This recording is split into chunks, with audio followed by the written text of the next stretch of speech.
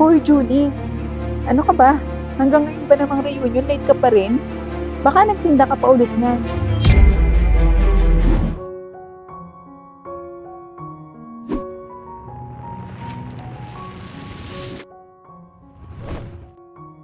Mahirap lamang ang pamilya nila Julie. Halos isang kahig isang tuka lamang, ngunit iginagapang talaga ng kanyang mga magulang ang kanyang pag-aaral ng high school. Nay, papasok na po ako. Paalam ni Julie. Oh, magbaon ka na lang muna ng paninda kung di ko dyan, anak.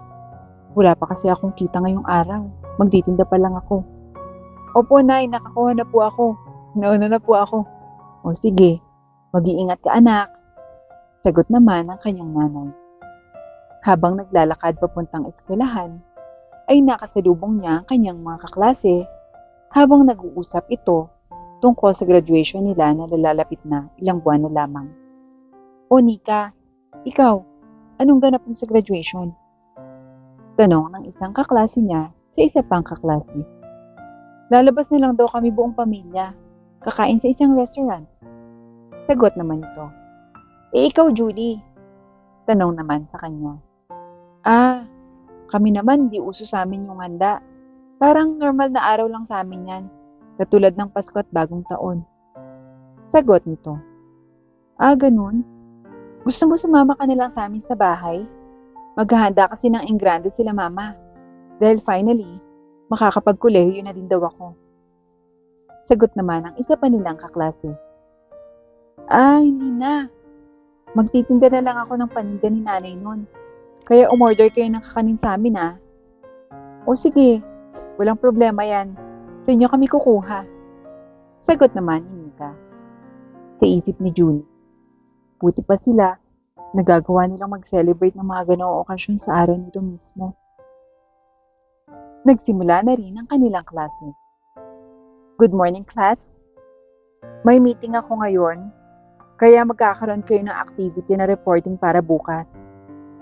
Sa ngayon, gusto kong pumili kayo ng isang partner.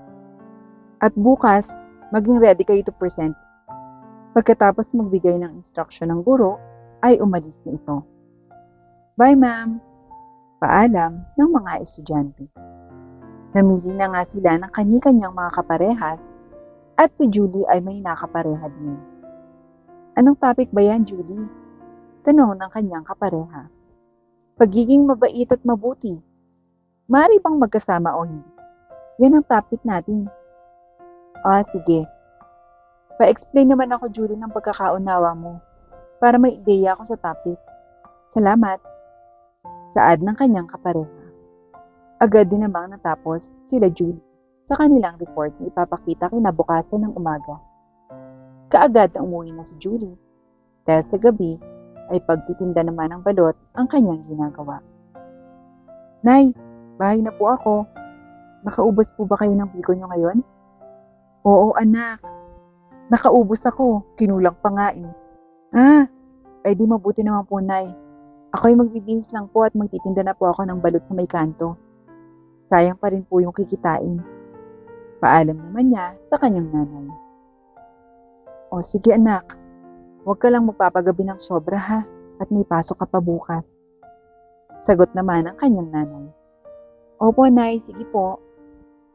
Napakasipag na bata nito. Balot! Balot! Sigaw naman ni Julie habang naglalakad papunta sa kanto. Iha, pabili naman ako ng 3 balot at 2 penoy. Sabi ng Ali. Eto po, salamat po. Saad naman ni Julie. Eto ang 100, Ming. Sa inaang sukli. Naku, maraming salamat po. Magsipag ka para magbago din ang takbo ng buhay mo, Ming. Sabi nito habang paalis na ang sasakyan ng babae. Agad din namang nakauwi si Julie dahil umaambon din at nakabenta na naman siya kahit papano. Kinabukasan nga ay reporting nila para sa kanilang asignatura. Okay class, sino ang gustong maunang mag-present? Tanong ng guro. Wala ni isang tumaas ang kamay para mag-present agad. Kaya't namili na lamang ang guro at sila Julie at ang kapareha nito ang naunang tinawag. Mauna na kayo, Julie, mag-present. Okay, ma'am. Sagot ni Julie. Halos walang masabi ang guro nito. Sa galing itong magpaliwanag sa topic at talagang kitang-kita mong alam na alam niya ang kanyang mga sinasabi. Good job, Julie and partner. Thank you, ma'am. Sagot nila. Hindi maipagkakailang magaling talagang bata si Julie. At hindi lang yun ang hahangaan mo dahil napaka-madiskarte rin ng batang ito. Lumipas pa ang mga araw at dumating na nga ang araw ng kanilang pagtatapos sa high school. Nay, tara na po. Baka mahuli po tayo sa graduation ko.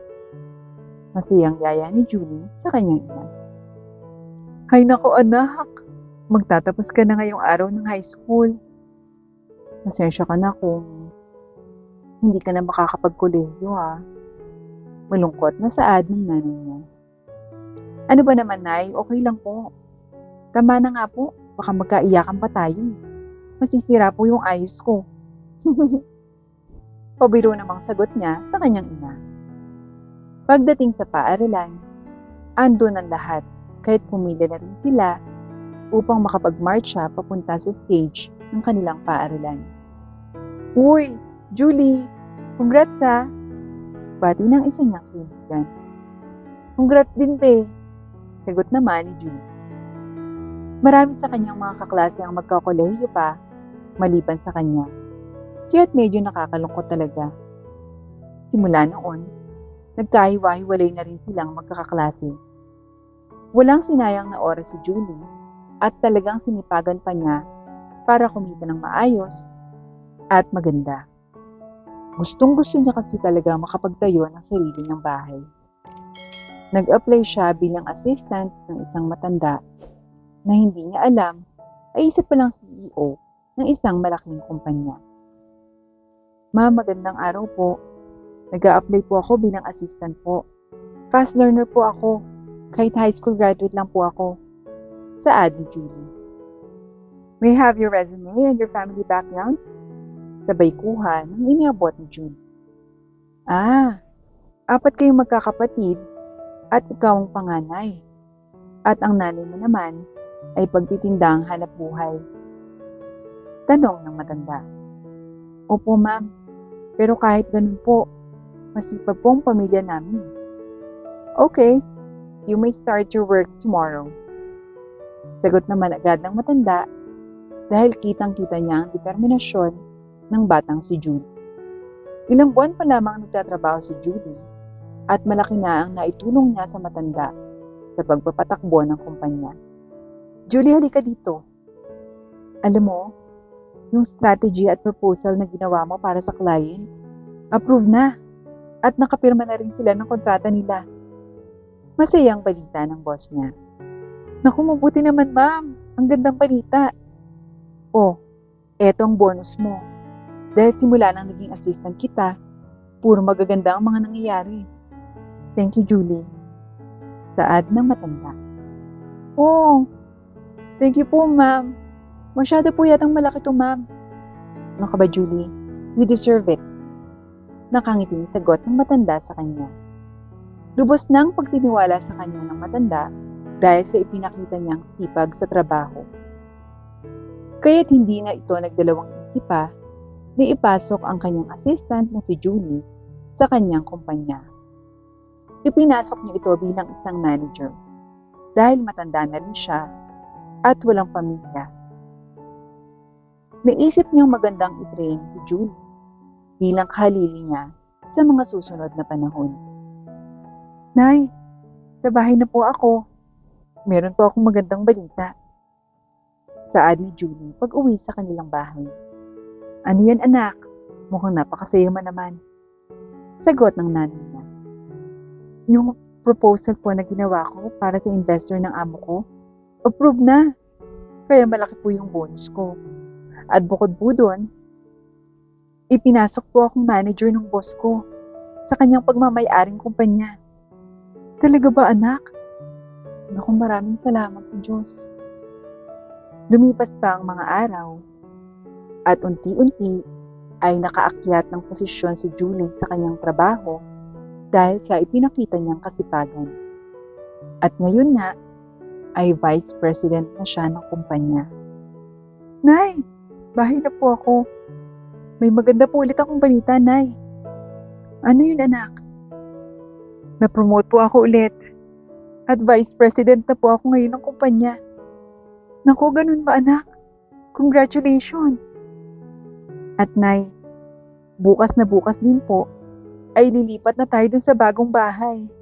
May nabili na po ako at nabayaran ko na po yung kalahati ng presyo nito. Uhulugan ko na lamang po buwan-buwan ng kalahati. Diyan ko po inilagay ang buwan-buwan kong bonus at ang mga naipon ko sa pagtatrabaho. Naku anak, maraming salamat. Alam mo ba, dati pangarap ko lang to eh. Ngayon, may maganda na tayong bahay. Huwag kayong mag-alala, Nay.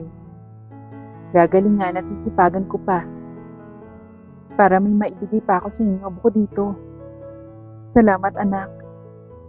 Lubos pa ang sinipagan ni Julie ang pagtatrabaho, kaya't pati ang mga board member ng kanilang kumpanya ay lubos ang paghanga sa kanya. Well, Nora, I would say, hindi ka nagkamali sa pagpili kay Julie. Napakasipag at napakabuti niyang tao. Oo naman, pinag-isipan kong mabuti yan. At hindi ako binigo ng batang yan. Patuloy niya akong pinapahanga. Sagot naman ito. Lumipas pa ang 10 taon. Isa ng ganap na presidente ng kumpanya si Julie at napayapa na rin si Miss Nora na kanyang boss noon. Good morning, Madam Julie. May meeting po kayo ng 10 a.m. And after lunch, meron po tayong product testing. Saad ng kanyang secretary. Okay, salamat. Sagot niya habang nakangiti. Kung dati, bahay lang na hulugan ang nakuha niya, ngayon ay nakapagpundar na rin siya ng iba't ibang mga ari-arian sa iba't ibang lugar. Good morning, Mr. and Mrs. Tedo. Well, okay ang mga produkto. Nagustuhan ko siya. So we can now sign the contract for the partnership. Saad niya sa kamiting ng mga oras na yun. Nang walang sinasayang na oras, dahil bago pa man niya nakaharap ang mga ito, ay nakapag-background check na siya at natest na rin niya ang mga product, kaya madali na sa kanya ang pagdedesisyon. Well, okay, Ma'am Julie. Let's sign the contract. Saad naman, Mr. Salcedo. Pagkatapos naman ng meeting, ay nagmamadaling lumapit ang kanyang secretary dahil may gustong kumausap sa kanya sa telepono. Hello, sino to? Sagot niya sa telepono. Julie, sinika to. Finally, nakausap na kita. Ikaw na lang talaga kasi ang hindi pa namin nakokontak dahil magkakaroon tayo ng class reunion. 10 taon na rin kasi yun, di ba? Don't worry, wala kang gagastusin. Nakapag-ambag na lahat. Kaya okay na lahat ang food, pati venue. So ano, makakapunta ka ba? Kailan ba yan? Tingnan ko yung schedule ko kasi. Sagot ni Julie. Sa katapusan na to ngayong buwan. Sagot ni Nika sa kabilang linya. Okay, sige pupunta ako. Excited si Julie na makita ang mga kaklase niya noon at halos karamihan sa mga ito ay nakapagtapos ng kolehiyo. Kaya't paniguradong magaganda ang trabaho ng mga ito. Class Reunion Batch 90. Hoy, kumusta ka na? Saan ka nag-work? Tanong ni Nika sa isang kaklase. Well, I am a branch manager sa isang bangko dyan sa Manila. Sagot naman ito. Ay, bongga ka na. Ikaw Nika, anong work mo? Owner naman ako ng isang restaurant dyan sa Quezon City. Sagot ni Nika. Aba, maganda din palang buhay mo ah. Ikaw naman Luigi, anong trabaho mo? Tanong sa isa pang kaklase. Pinapatakbo ko yung negosyo nila daddy. Alam mo na, nag-iisang anak ako so sa akin napunta yung negosyo. Halos nandun na ang lahat at agaw pansin ang pagdating ni Julie dahil late siyang nakarating sa reunion. Tulad pa rin ng dati. Hoy Julie, ano ka ba? Hanggang ngayon ba namang reunion late ka pa rin? Kantsaw ng isang kaklase. Baka nagtinda ka pa ulit niyan. Hoy, tigilan nyo nga yan. Mga bully pa rin talaga kayo. Julie, bakit late ka? Tanong ni Nika. Sorry, galing pa kasi ako sa meeting kaya nalate ako. Sagot naman niya. Nagulat ang mga kaklase niya na kasama niya sa table. Meeting? Bakit? Anong trabaho mo? Akala namin sales lady ka. May nakakita daw sa'yo sa mall. CEO kasi ako nung kumpanya dyan sa Manila, yung Ian One Corporation. Tipid na sagot niya. Halos lumuwa ang mga mata nila at hindi makapaniwala sa trabahong mayroon si Julie. Ha? Hindi ka ba nahihibang, Julie? Napakalaking kumpanya nun ah. Pruweba nga. Eto yung calling card ko. Tawagan mo na lang ako. Tinawagan ng isa niyang kaklase ang numero sa calling card at sinugot naman ito ng kanyang secretary. Manghang-mangha ang lahat. O see, high school graduate lang ako. Pero dinaan ko lang sa sipag at tiyaga ang lahat. Kaya't eto na ako ngayon. Big time ka na pala, Julie. Well, congratulations. Dinaig mo pa kaming mga nakatapos ng college eh. Ganun talaga, kapag may tiyaga ka, malayo ang mararating mo. And you're all free to apply in my company. Nag-expand kasi kami ngayon. At lahat sila ay nagulat dahil ang minamaliit nilang si Julie ay isa na ngayong CEO ng isang napakalaking kumpanya.